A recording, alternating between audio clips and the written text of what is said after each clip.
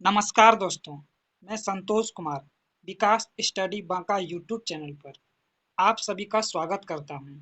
और आज का हमारा जो सेशन है वो है Bihar SSC practice set volume 2 जो कि एडिटोरिया प्रकाशन का है। और इसमें कुल 15 प्रैक्टिस सेट हैं जो कि पूर्णतः बीएसएससी के पैटर्न पर आधारित है। और इसमें कुल कितने 15 प्रैक्टिस सेट हैं? वो है 15। और ये मार्केट में अभी लेटेस्ट है 2024। इसमें कुल 15 प्रैक्टिस सेट है, मॉडल प्रैक्टिस सेट है जो कि पूर्णतः बीएसएससी के पैटर्न पर आधारित है। तो इसमें देखेंगे हम पूरा 150 क्वेश्चन का डिस्कस। तो चलिए, आज का हमारा जो सेट है वो है सेट नंबर 1। चलिए देखते हैं सेट नंबर 1 का पहला क्वेश्चन क्या है। आज का जो पहला क्वेश्चन है, ये पहला क्वेश्चन क्या है कि 6.5 पीएच मान वाले एक विलियन में HCl यानी हाइड्रोक्लोरिक की कुछ बूंदें मिलाने पर क्या प्रभाव पड़ेगा? विलयन अधिक अम्ल हो जाएगा और पीएच मान घट जाएगा। विलयन अधिक अम्लीय हो जाएगा और पीएच मान बढ़ जाएगा। विलयन कम अम्लीय हो जाएगा और पीएच मान बढ़ जाएगा। और चौथा ऑप्शन क्या है कि विलयन अधिक क्षारीय हो जाएगा और पीएच मान अधिक क्षारीय हो जाएगा और पीएच मान बढ़ जाएगा। अब देखिए, पीएच मान क्या होता है कि किसी भी विलयन में अगर हाइड्रोक्लोरिक अम्ल मिलाइएगा तो उसका पीएच मान घटता है। जिसका पीएच मान, मान लीजिए ये पीएच स्केल है, ये हो गया 0 यानी अम्लीय हो गया। इधर जाने पर, सॉरी ये 0 नहीं होगा, ये यानी मान यहाँ 7, ये आपका क्या हो गया उदासीन। 7 से अधिक होने पर क्या होता है, अम्लीयता बढ़ता है, अति क्षारीयता बढ़ता है। और 7 से कम होने पर जो पीएच मान अगर कम होगा तो अम्लीयता बढ़ेगा। इसमें बोल रहा है कि 6.5 पीएच मान वाले एक विलियन में HCl की कुछ बूंद डालेंगे तो उसका पीएच मान घटेगा। जब पीएच मान घटेगा तो वो अधिक अम्ल हो जाएगा। इस प्रकार इसका राइट आंसर होगा ऑप्शन नंबर 1। नेक्स्ट प्रश्न क्या है कि रासायनिक परिवर्तन में निम्न में से कौन सी घटनाएं हो सकती है? ऑप्शन ए में क्या है कि रंग में परिवर्तन, किसी गैस का बनना, ऊष्मा प्रकाश का उत्सर्जन, या इनमें से सभी।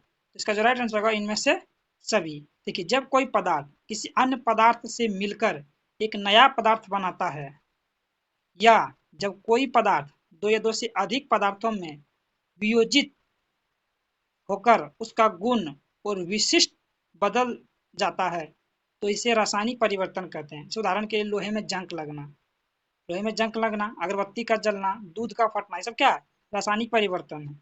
लेकिन रासायनिक परिवर्तन में रासायनिक अभिक्रिया के साथ क्या हो सकती है कि रंग में परिवर्तन भी हो सकता है, किसी गैस का बनना हो गया, ऊष्मा प्रकाश का उत्सर्जन, ये सभी हो जाएगा ऑप्शन नंबर डी। अगला प्रश्न क्या है कि सूची 1 को सूची 2 से सुमेलित कीजिए। बताना है इधर आपका क्या है। जैसे मान लीजिए दे दिया कि नाइलॉन, नाइलॉन क्या है? तो नाइलॉन है फाइबर, नाइलॉन क्या है? फाइबर, 1 का 3। अब पीवीसी क्या है? तो पीवीसी है आपका थर्मोप्लास्टिक। और बेकेलाइट क्या है? Thermosetting plastic. इस प्रकार इसका जो राइट आंसर होगा ऑप्शन नंबर बी। अगला प्रश्न क्या है कि विद्युत शक्ति का ऐसा यूनिट क्या है? विद्युत शक्ति का जो ऐसा यूनिट है वह है वाट, ऑप्शन सी। अब देखिए वोल्ट, वोल्ट किसका ऐसा मात्रक है? विभवांतर का ऐसा मात्रक भी वोल्ट होता है। विद्युत विभव का ऐसा मात्रक वोल्ट होता है। एम्पियर, एम्पियर किसका ऐसा मात्रक है?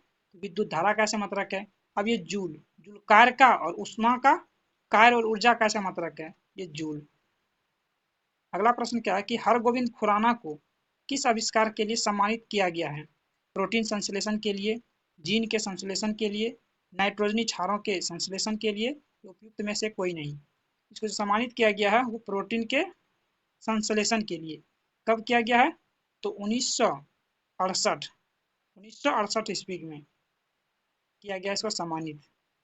अगला प्रश्न क्या है कि जीवाश्म ईंधन प्राप्त होता है निर्जीव सामग्री के अवशेष से, केवल पक्षियों के मृत अवशेष से, केवल कीड़ों के मृत अवशेष से, या जीवित जीवों के मृत अवशेष से।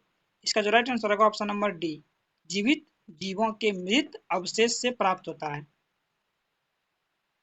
अगला प्रश्न क्या है कि एम्फीबिया बताता है, एम्फीबिया क्या बताता है? बहुत तेजी से चलने वाले नावों को, केवल जल में ही रह सकने वाले पशुओं को, केवल स्थल पर ही रह सकने वाले पशुओं को, या जल एवं स्थल दोनों पर ही रह सकने वाले पशुओं को। इसका जो राइट आंसर होगा ऑप्शन नंबर डी। अब देखिए एम्फीबिया अर्थात उभयचर वर्ग के अंतर्गत ऐसे जंतु होते हैं जिनका शरीर जलीय एवं स्थलीय दोनों प्रकार के जीवन के लिए उपयोगी होता है। ये जंतु क्या होता है, असमतापी होते हैं, जिनका शरीर का तापमान वातावरण ताप के अनुपात घटता बढ़ता है, जैसे कि आपका मेढक हो गया, टोड हो गया, ये सब क्या हो सकते हैं, ये सब एम्फीबिया में होते हैं। अगला प्रश्न क्या है कि मशरूम में पाए जाने वाला पोषण का साधन है मृतोपजीवी, होलोजोइक, सहजीवी या परजीवी। इसका जो होगा वो होगा मृतोपजीवी। मृतोपजीवी, देखिए मृतोपजीवी पोषण मशरूम में पोषण का तरीका है। जीव जो मर जाते हैं और कार्बनिक पदार्थों का क्षय करते हैं, उनका उपयोग मृतोपजीवी पोषण में भोजन के रूप में किया जाता है। इसलिए मशरूम अपने भोजन के लिए मृत और सड़े गले जैसे कुछ अन्य अवयवों पर आधारित मृतोपजीवी है। राइट आंसर ऑप्शन नंबर एक। अगला क्वेश्चन क्या है कि पेंडुलम की घड़ी तीव्र गति से चल सकती है ग्रीष्म ऋतु में, शीतकाल ऋतु में, वसंत ऋतु में या वर्षा ऋतु में। ये जब भी चलेगा तो चलेगा शीतकाल ऋतु में, क्योंकि पेंडुलम घड़ी शीतकाल में तेजी से चलती है, क्योंकि इसका आवर्त पथ यानी इसका जो लंबाई होता है वो बढ़ जाता है और आवर्तकाल घट जाता है। सॉरी, आवर्त पथ यानी कि उसकी लंबाई और आवर्तकाल दोनों घट जाता है शीतकाल में, जिसके कारण से ये तेजी से घूमने लगता है। जबकि ग्रीष्म काल में आवर्त पथ यानी उसकी लंबाई और उसका आवर्तकाल दोनों बढ़ जाता है, जिसके फलस्वरूप घड़ी धीरे धीरे चलने लगती है और वह सुस्त हो जाती है। अगला प्रश्न क्या है कि ऊष्मीय आयनन सिद्धांत एक महत्वपूर्ण देन है एच जे भाभा की, एम एन शाह की या सी वी रमन की या जेसी बॉस की। किसकी है, वो है एम एन शाह की। एम एन शाह, इसको हम लोग क्या बोलते हैं, मेघनाद शाह ने। और सीवी रमन ने प्रकाश के प्रकीर्णन से संबंधित रमन प्रभाव क्रिस्टल की संरचना पर अध्ययन एवं खोज के लिए जाता है। अगला प्रश्न क्या है कि ताप बढ़ने के साथ द्रव की श्यानता क्या होती है। जैसे ताप बढ़ाएंगे तो द्रव की श्यानता क्या होगी, घटेगी। देखिए द्रव का वह गुण जिसके कारण द्रव अपनी भिन्न भिन्न परतों में होने वाले सापेक्ष गति का विरोध करता है, श्यानता कहलाता है। इंग्लिश में बोलते हैं विकोसिटी। द्रवों की श्यानता ताप के बढ़ने पर घट जाती है। यही कारण है कि जून माह में शीरा जनवरी माह की तुलना में कम श्यान होता है। अगला प्रश्न क्या है कि कोशिकाओं में मौजूद जेली जैसा तरल पदार्थ कहलाता है प्रोटोप्लाज्म, क्रोमोसोम, क्लोरोप्लास्ट या साइटोप्लाज्म। इसका जो राइट आंसर होगा ऑप्शन नंबर सी, साइटोप्लाज्म। अब देखिए केंद्रक और कोशिका झिल्ली के बीच, केंद्रक और कोशिका झिल्ली के बीच जेली जैसा पदार्थ साइटोप्लाज्म कहलाता है। अब कोशिका द्रव में कोशिकाओं के विभिन्न अन्य घटक ये अंग मौजूद होते हैं, जैसे कि माइटोकॉन्ड्रिया हो गया, गोल्गी काय हो गया, राइबोसोम हो गया, ये सब होते हैं। अगला प्रश्न क्या है कि निम्नलिखित वैज्ञानिकों में से कौन अपने बेटे के साथ भौतिकी के नोबेल पुरस्कार के सह विजेता रहे हैं। वो कौन रहे हैं, तो वो रहे हैं कि Max Planck, Albert Einstein, William Henry Bragg या एनरिको फर्मी। वो है William Henry Bragg, option C. Option number क्या है, सी, विलियम हेनरी ब्रैग। अब इसका बेटा का नाम क्या था, इसका पुत्र था विलियम लॉरेंस ब्रैग के साथ, विलियम लॉरेंस ब्रैग, ये हेनरी ब्रैग है, वो था लॉरेंस ब्रैग। अगला प्रश्न क्या है कि एक सितार में किस प्रकार की ध्वनि तरंगें उत्पन्न होती है। अनु अति अप्रमागी एवं अनुप्रस्थ, प्रगामी एवं अनुप्रस्थ, अप्रगामी एवं अनुदैर्घ्य, प्रगामी एवं अनुदैर्घ्य। इसका जो राइट आंसर होगा वो होगा ऑप्शन नंबर एक, अप्रमागी एवं अनुप्रस्थ होगा। देखिए जब दो सर्वसम अनुप्रस्थ प्रगामी तरंगें एक सरल रेखा में विपरीत दिशा में चलती हुई अध्यारोपित होती है तो माध्यम में जो तरंग पैटर्न बनता है उसे अनुप्रस्थ और प्रगामी तरंगें कहते हैं। उदाहरण के लिए जैसा आपका हो गया कि सितार में किस प्रकार की ध्वनि तरंगें उत्पन्न होती है, तो वो होती है अप्रगामी एवं अनुप्रस्थ। अगला प्रश्न क्या है कि ध्वनि की तीव्रता कम करने के लिए हमें ध्वनि के कंपन की आवृत्ति को कम करना चाहिए, ध्वनि के कंपन की आवृत्ति को बढ़ाना चाहिए, ध्वनि के कंपन के आयाम को कम करना चाहिए, ध्वनि के कंपन के आयाम को बढ़ाना चाहिए। इसका जो राइट आंसर होगा ऑप्शन नंबर सी, कि ध्वनि के कंपन के आयाम को कम करना चाहिए, क्योंकि ध्वनि की तीव्रता ध्वनि उत्पन्न करने वाले कंपन के आयाम के वर्ग के समानुपाती होता है। क्या होता है? वर्ग के समानुपाती। अगला प्रश्न क्या है? निम्नलिखित में से किस एक प्रकार की तरंगों का प्रयोग रात्रि दृष्टि उपकरण में किया जाता है? वो किसका करते हैं? वो करते हैं अवरक्त तरंग का। ऑप्शन नंबर सी, अवरक्त तरंग का। इसका उपयोग कहाँ करते हैं? लक्ष्य को ढूंढने में, निरीक्षण करने में, रात्रि दृष्टि आदि के लिए सैनिकों द्वारा किया जाता है। अगला प्रश्न क्या है कि निम्नलिखित विद्युत चुम्बकीय विकिरणों में से किसकी ऊर्जा अधिकतम होती है? किसकी होती है? दृश्य प्रकाश की, परावैंगनी किरणों की, अवरक्त विकिरण की या एक्स किरणों की? राइट आंसर होगा ऑप्शन नंबर डी। इसका एक ट्रिक होता है।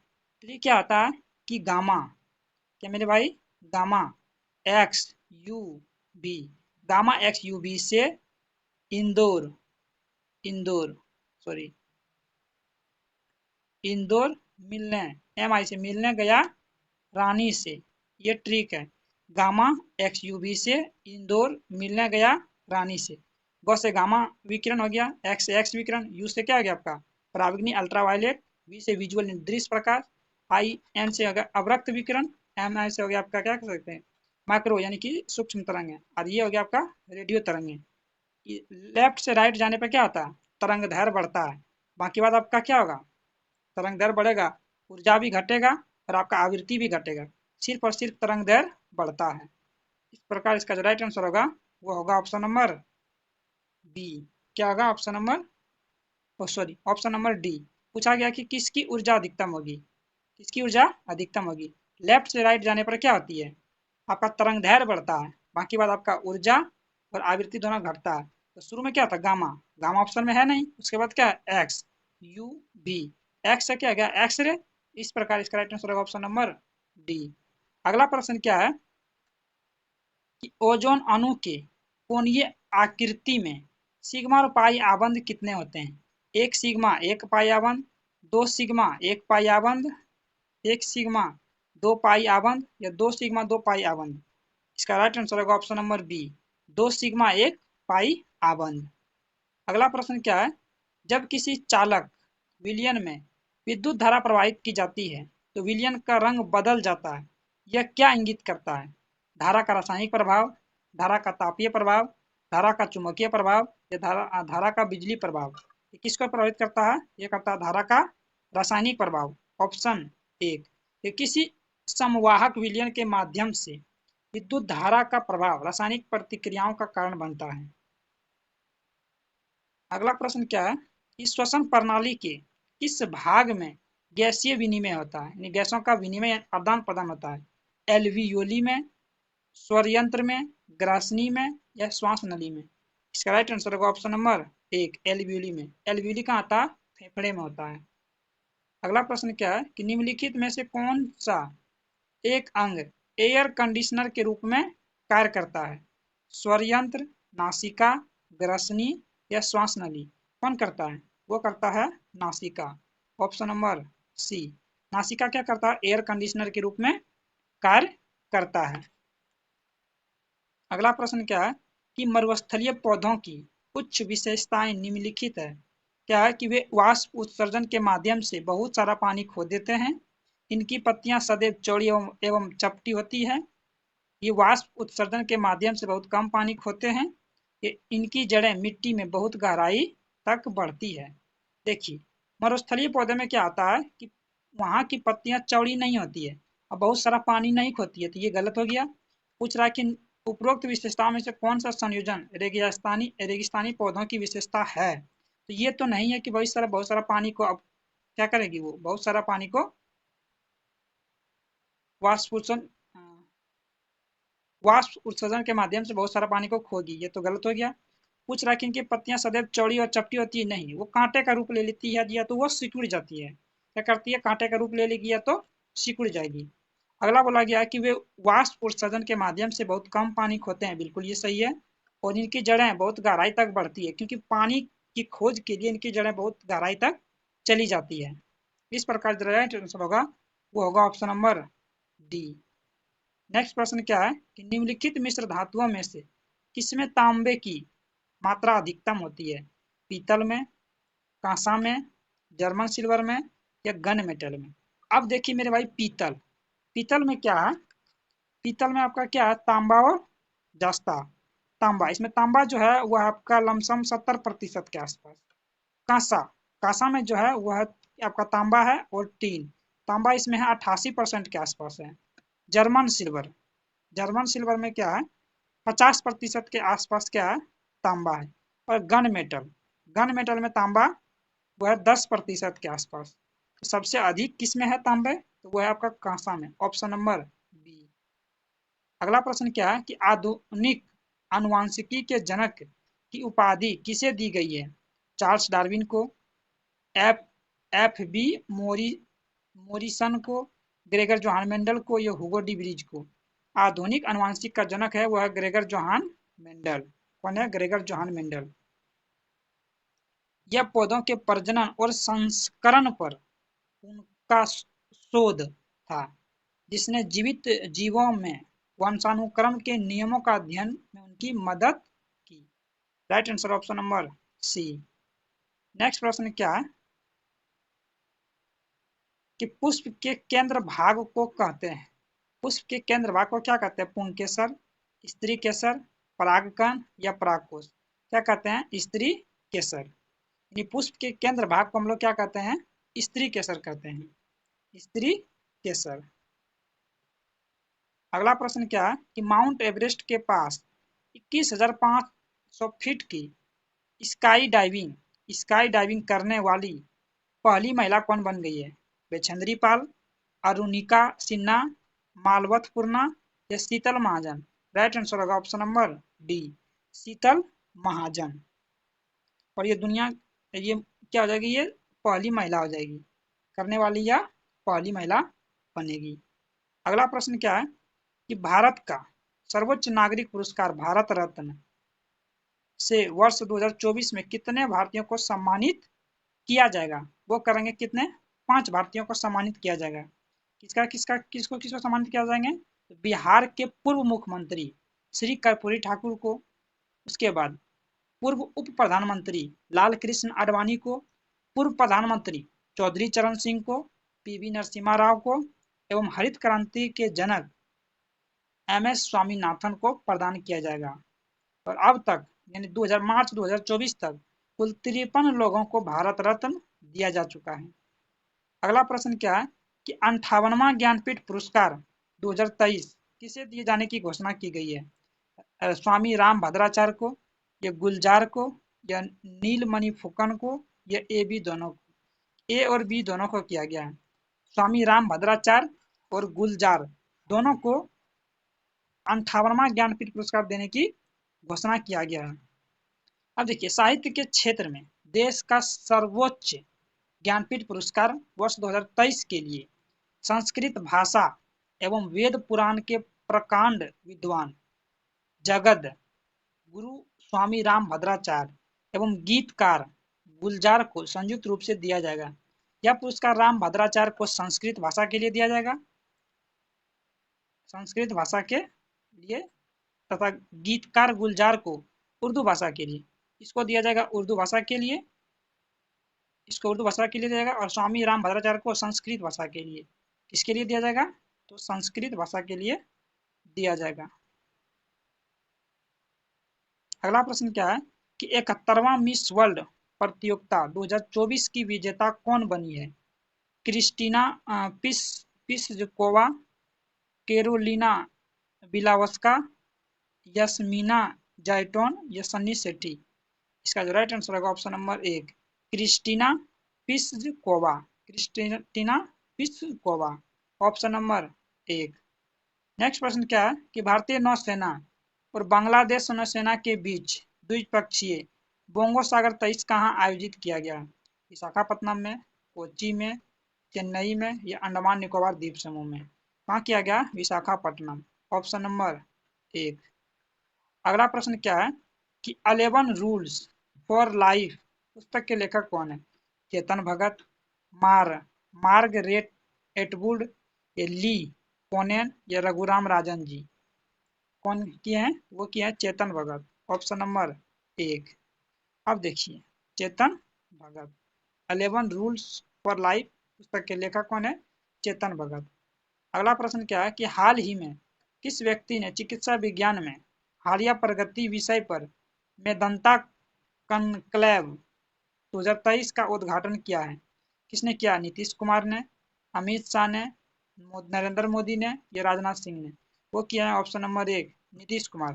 बिहार के मुख्यमंत्री नीतीश कुमार ने पटना में मेदंता कनक्लेव का उद्घाटन किया है, जिसका आयोजन मेदंता अस्पताल ने किया है। अगला प्रश्न क्या है कि बिहार के किस पंचायत को बाल हितैषी ग्राम पंचायत पुरस्कार दिया गया है? इमामगंज, या अखोरी गोला, या कुटुम्ब, या कोसियावा? किसको दिया गया है? कोसियावा को। Option number D.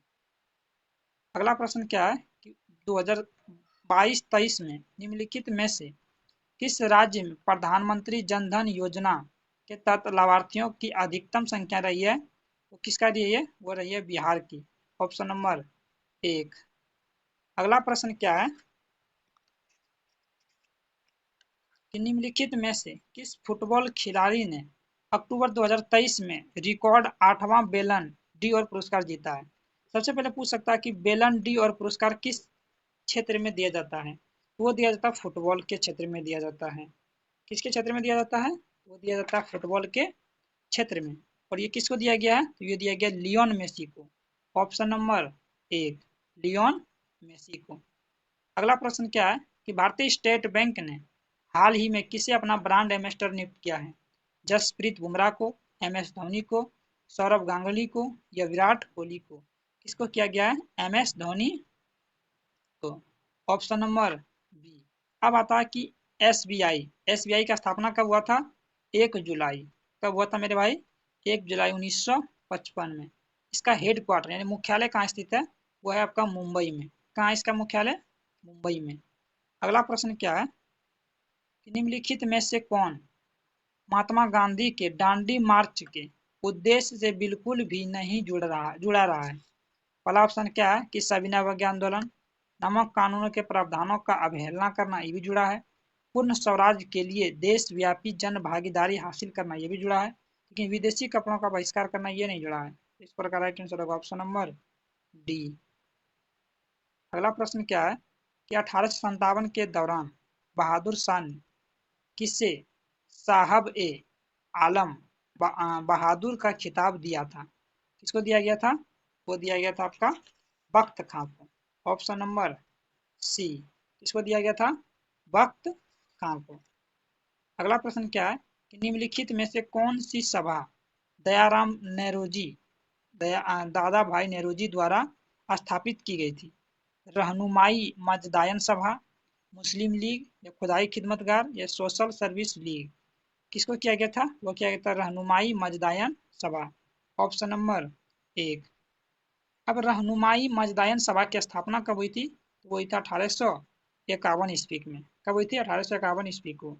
दादा भाई नेहरू ने कहाँ किया था? तो वो किया था मुंबई, MUMBAI, मुंबई में किया था। अगला प्रश्न क्या है कि निम्नलिखित में से वर्ष अखिल भारतीय महिला सम्मेलन का गठन किया गया था? कब किया गया था? वो किया गया था 1927। ऑप्शन नंबर एक। अब ये क्या है कि अखिल भारतीय महिला सम्मेलन कहाँ शुरू किया गया था 1927 में? तो वो किया गया था पुणे। कहाँ किया गया था मेरे भाई? तो पुणे में किया गया था। और यह महिला और बच्चों के लिए शैक्षिक प्रयासों में सुधार करने हेतु इस संगठन का गठन किया गया था। अब अखिल भारतीय महिला सम्मेलन की प्रथम अध्यक्ष महारानी चिकनूबाई चिम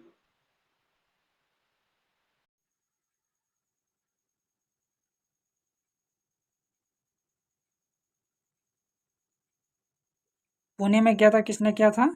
तो वो किया गया था आपका 1927, ऑप्शन नंबर ए। हाँ, इसके प्रथम सम्मेलन की अध्यक्षता किसने की थी? महारानी चिमनूबाई गायकवाड़। तो प्रथम सचिव थे कमला देवी चट्टोपाध्याय।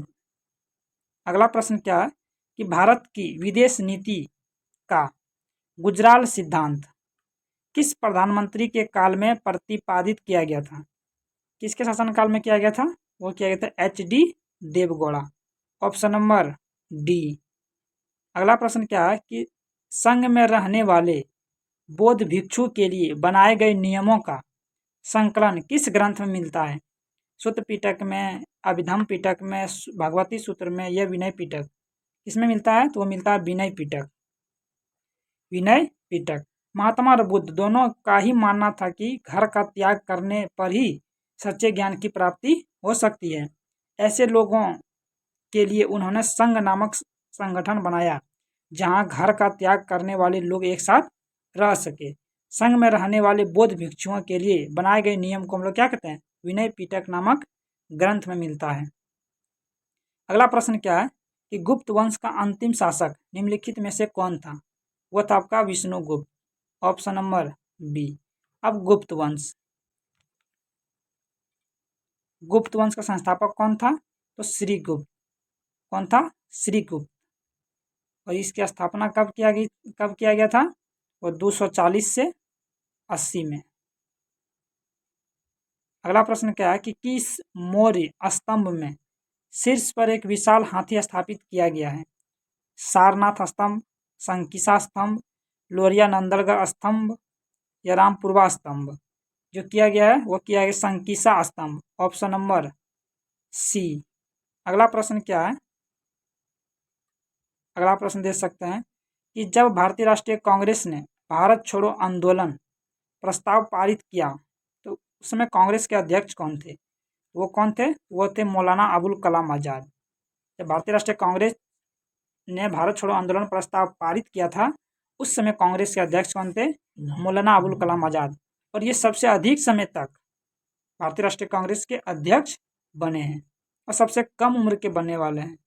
अगला प्रश्न क्या है कि पांडुलिपियों का क्या महत्व है? प्राचीन ज्ञात विज्ञान की बातों की चर्चा, राजाओं के जीवन की चर्चा की प्रगति, धार्मिक मान्यताओं व व्यवहारों की चर्चा। स्तंभ लेखों के अध्ययन में ये नहीं हो सकता है। स्तंभ लेखों के अध्ययन में नहीं, बाकी वह तीनों है। तो इसका जो राइट आंसर होगा ऑप्शन नंबर बी, 1, 2 और 3। अगला प्रश्न क्या है कि निम्नलिखित सल्तनत शासकों में से कौन अफगान मूल के थे? जो अफगान मूल के कौन थे? तो वह थे लोदी। कौन थे? लोदी। और दिल्ली सल्तनत में लोदी वंश का शासक अफगान मूल के थे। अब लोदी वंश, तो लोदी वंश के संस्थापक कौन है? तो वह बहलोल लोदी ने 1451 ईस्वी में उसकी स्थापना किया था। और इस यानी कि लोदी वंश का जो शासनकाल है वह 1451 से लेकर के वह 1526 के बीच है। अगला प्रश्न क्या है कि भारत में प्रथम मकबरा जो शुद्ध इस्लामिक शैली में निर्मित हुआ था, हुमायूं का मकबरा, बलबन का मकबरा, ऐबक का मकबरा या अलाउद्दीन का मकबरा। इसका जो राइट आंसर होगा वो होगा ऑप्शन नंबर बी, बलबन का मकबरा। अगला प्रश्न क्या है कि निम्नलिखित में से कौन फारसी का प्रथम कवि था जिसने अपनी कविताओं में भारतीय पर्यावरण को चित्रित किया है? अमीर खुसरो, फैजी या अमीर हसन, ये और भी दोनों। इसका राइट आंसर होगा ऑप्शन नंबर 1, अमीर खुसरो। अमीर खुसरो हिंदी एवं फारसी दोनों भाषाओं का विद्वान थे। दोनों भाषाओं के क्या थे? विद्वान थे। अमीर खुसरो स्वयं को तूती ए हिंद अथवा हिंदुस्तान का तोता कहते थे। अगला प्रश्न क्या है कि निम्नलिखित घटनाओं पर विचार कीजिए तथा उन्हें काल क्रमानुसार व्यवस्थित कीजिए। मोहम्मद तुगलक द्वारा राजधानी का स्थानांतरण, अफगानपुर षड्यंत्र, खिलजी जलालुद्दीन खिलजी की हत्या, ये तराइन का द्वितीय युद्ध। वो होगा ऑप्शन नंबर 1। पहले होगा 4, उसके बाद 3, उसके बाद 2 उसके बाद 4। क्रम में सजाना था, क्रम में। इस प्रकार राइट आंसर होगा ऑप्शन नंबर 1। अगला प्रश्न क्या है कि पंचायत समिति के प्रधान या प्रमुख का चुनाव कौन करता है? सरपंच, उप सरपंच या पंचायत समिति के सदस्य द्वारा या संबोधित क्षेत्र की समस्त मतदाता के द्वारा? राइट आंसर क्या होगा कि पंचायत समिति के सदस्य के द्वारा, ऑप्शन सी। अगला प्रश्न क्या है कि राज्य के नीति निर्देशक सिद्धांतों को भारतीय संविधान में शामिल किए जाने का उद्देश्य है? राजनीतिक प्रजातंत्र को स्थापित करना, गलत बात। सामाजिक प्रजातंत्र को स्थापित करना, ये भी सही नहीं है। गांधीवादी प्रजातंत्र को स्थापित करना, ये भी सही नहीं है। क्या सामाजिक और आर्थिक प्रजातंत्र को स्थापित करना, यही होगा। और ये कल्याणकारी राज्य की स्थापना को दर्शाता है। अगला प्रश्न क्या है कि संघीय सरकार का सबसे महत्वपूर्ण लक्षण है? संसद की सर्वोच्चता, न्यायपालिका की सर्वोच्चता, संघ एवं राज्य सरकारों के बीच शक्तियों का विभाजन या एकल नागरिकता। वो क्या होगा? संघ और राज्य सरकारों के बीच शक्तियों का विभाजन। अगला प्रश्न क्या है कि भारतीय संविधान को बनाने में कितना समय लगा था? 2 वर्ष 11 माह 18 दिन, 1 वर्ष 10 माह 12 दिन या 2 वर्ष 18 माह 21 दिन? इसका जो राइट आंसर होगा वो होगा ऑप्शन नंबर 1 कि 2 वर्ष 11 माह और 18 दिन। संविधान निर्माण हेतु संविधान सभा की प्रथम बैठक 9 दिसंबर 1946 को डॉक्टर सच्चिदानंद सिन्हा जी के द्वारा अध्यक्षता किया गया था तथा अंतिम बैठक 26 नवंबर 1949 को संपन्न हुई। इस प्रकार भारत के संविधान को कुल 2 वर्ष 11 माह और 18 दिन का समय लगा है। अगला प्रश्न क्या है कि भारतीय संविधान के निम्नलिखित में से किस अनुच्छेद के अंतर्गत अनुच्छेद 19 स्वतः निलंबित हो जाते हैं? वो होते हैं आर्टिकल 359 के तहत, ऑप्शन नंबर 1। अगला प्रश्न क्या है कि भारत के प्रधानमंत्री नियुक्त होते हैं, निर्वाचित होते हैं, मनोनीत होते हैं या चयनित होते हैं? वो क्या होते हैं? नियुक्त। लोकसभा में जिसका बहुमत ज़्यादा होगा वही सरकार चलाएगा। अगला प्रश्न क्या है कि सूर्य और पृथ्वी के बीच दूरी, न्यूनतम दूरी कब होती है? तो न्यूनतम दूरी होगा उपसौर, और ये कब होता है? ये होगा आपका 3 जुलाई को। कब होगा? 3 जुलाई को, सॉरी 3 जुलाई नहीं, 3 जनवरी को। क्या होगा मेरे भाई? 3 जनवरी को। इसमें पूछ देगा कि आपका अपसौर, अपसौर है आपका कब? यह 4 जुलाई को, 4 जुलाई। अगला प्रश्न क्या है कि निम्नलिखित में से किस भारतीय राज्य की सीमाएं भूटान राष्ट्र के साथ नहीं मिलती है? सिक्किम, मेघालय, पश्चिम बंगाल, अरुणाचल प्रदेश? इसका जो राइट आंसर होगा वो होगा ऑप्शन नंबर बी, सिक्किम।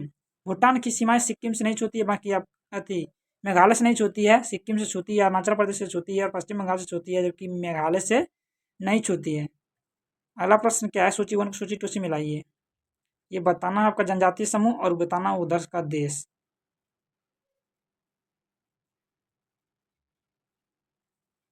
इसका जो राइट आंसर होगा ऑप्शन नंबर डी। क्या होगा? डी होगा। 1 का 2 यहूदी था, ईरानिया। उसके बाद 2 का 4 टेडा, इजराइल। 3 का 3 बेजा, बेजा का हो जाएगा आपका लीबिया, और लूर का हो जाएगा मिस्र। राइट आंसर होगा ऑप्शन नंबर डी। अगला प्रश्न क्या है कि निम्नलिखित प्रकार के मेघों में से कौन सा आकाश में उच्चतम स्तर पर दिखाई पड़ता है? मध्य कपासी, पक्षाव कपासी या कपासी वर्षा या अरस्तरी वर्षा? इसका जो राइट आंसर होगा वो होगा ऑप्शन नंबर बी, पक्षाव, पक्षाव कपासी, पक्षाव कपासी।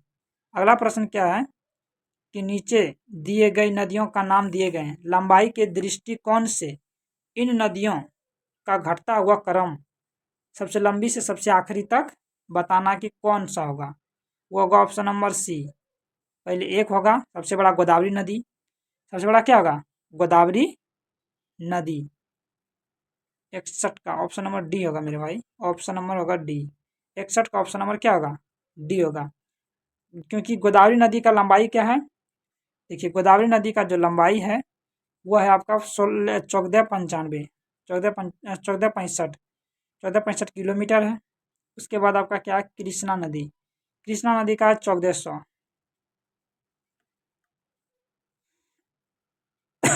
अब नर्मदा है, नर्मदा का कितना 1312 किलोमीटर है।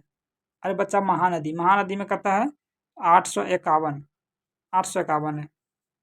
अगला प्रश्न क्या है कि भारत की क्षेत्रीय सीमा के तट के कितने समुद्री मील यानी किलोमीटर तक समुद्र की ओर फैली हुई है। ये फैली हुई है 12 समुद्री मील लगभग 21.9 किलोमीटर, 21.9 किलोमीटर। अब K2 यानी गॉडविन आइस्टीन काराकोरम की सर्वोच्च चोटी पर, भारत की सबसे ऊंची चोटी स्थित है।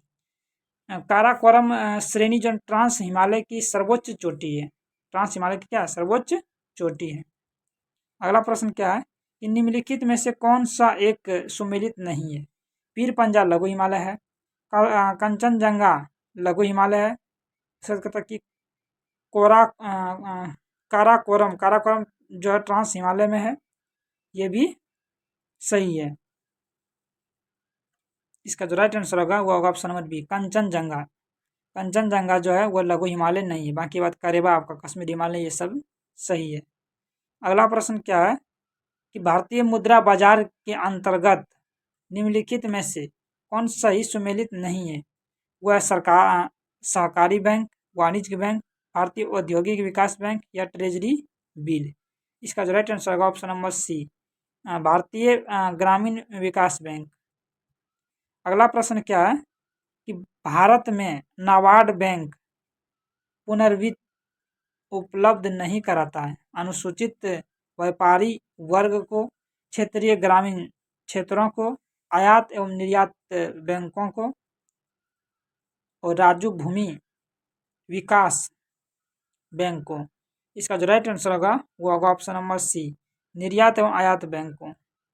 अगला प्रश्न क्या है कि किस बजट में वित्त मंत्री ने उदारीकृत विनिमय दर प्रावधान करने की घोषणा की है।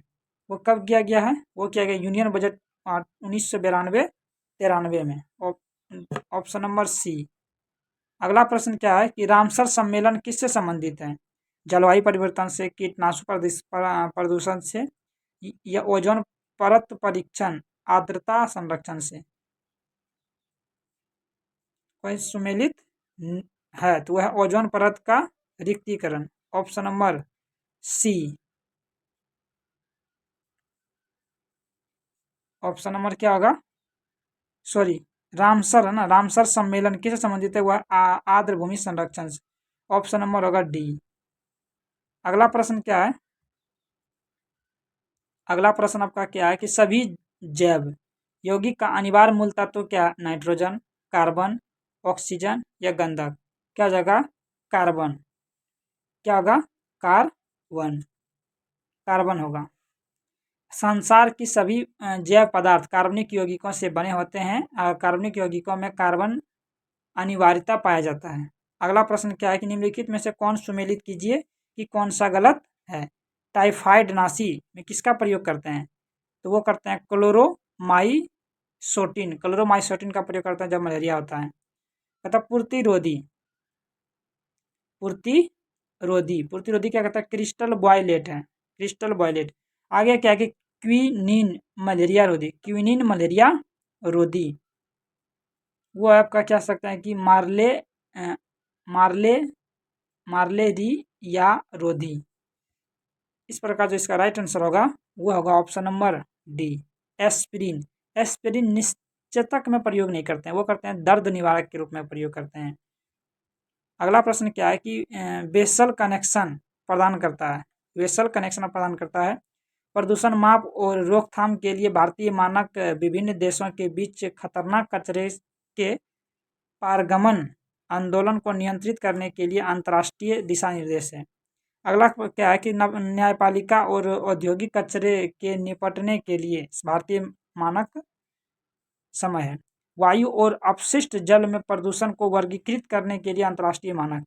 इसका जो राइट आंसर होगा वो होगा ऑप्शन नंबर बी कि विभिन्न देश के बीच खतरनाक चेहरे के पागलपन आंदोलन को ब्रिटिश नियंत्रित करने के लिए अंतर्राष्ट्रीय दिशा निर्देश है, ऑप्शन नंबर बी। अगला प्रश्न क्या है कि जैविक ऑक्सीजन मांग BOD किसके लिए एक मानक मापदंड है। रक्त में ऑक्सीजन स्तर मापने के लिए, ये वन परिस्थिति तंत्रों में ऑक्सीजन स्तर के आकलन करने के लिए, ये जलीय पारिस्थितिक तंत्रों में प्रदूषण के निम्नलिखित आमापन के लिए। चौथा ऑप्शन में क्या है कि उच्च गुणवत्ता क्षेत्र में ऑक्सीजन स्तर के आकलन के लिए। जो राइट आंसर होगा ऑप्शन नंबर सी, कि जलीय पारिस्थितिक तंत्रों में प्रदूषण के आमापन के लिए। ऑप्शन नंबर क्या होगा, सी। अगला प्रश्न क्या है कि वियतनाम की राजधानी कहाँ स्थित है। वियतनाम की राजधानी है हनोई। कहाँ, हनोई। मुद्रा का नाम है डॉग। अब आपका है कि वियतनाम की राजधानी कहाँ पड़ता है, डोंग। मुद्रा का नाम पड़ता है हनोई। जाम्बी का राजधानी लुसाका। वेनेजुएला की राजधानी है गुजरात। अगला प्रश्न क्या है कि निम्नलिखित में से कौन भारत के सर्वोच्च सैन्य अलंकरण परमवीर चक्र के पहले प्रधानमंत्री थे। जदुनाथ सिंह, अल्बर्ट एक्सा, करम सिंह या सोमना शर्मा। इसका जो राइट आंसर होगा option number C. Option number क्या होगा, डी होगा, सोमनाथ शर्मा। क्या होगा, सोमनाथ शर्मा। अगला प्रश्न क्या है कि कौन सा अंतर्राष्ट्रीय संगठन बैडमिंटन का वर्तमान शासी निकाय है। बैडमिंटन वर्ल्ड फेडरेशन का, अंतर्राष्ट्रीय वर्ल्ड फेडरेशन का, अंतर्राष्ट्रीय पैरालंपिक समिति का, या ओलंपिक समिति, ओलंपिक एनसीईआरटी समिति के लिए। इसका जो राइट आंसर होगा वो होगा option number 1, badminton world federation के लिए। अगला प्रश्न क्या है कि निम्नलिखित में से किस क्रिकेट खिलाड़ी ने राजीव गांधी खेल रत्न पुरस्कार प्राप्त नहीं किया गया है। वो होगा ऑप्शन नंबर सी, शिखर धवन। बाकी बात इधर मैथ का क्वेश्चन है, ये देख सकते हैं मैथ का किस टाइप का क्वेश्चन है। आपको पीडीएफ हमारे टेलीग्राम चैनल से मिल जाएगा, जो कि डिस्क्रिप्शन में लिंक दिया हुआ है। ये टोटल का टोटल 150 क्वेश्चन है। आप 150 लगा सकते हैं। और आप बताइएगा कि कितना आपका स्कोर आया कमेंट करके, और अपने स्टडी ग्रुप में शेयर करिएगा। एक एक लोग को, एक आदमी शेयर करिएगा। मिलते हैं किसी दूसरे वीडियो में, तब तक के लिए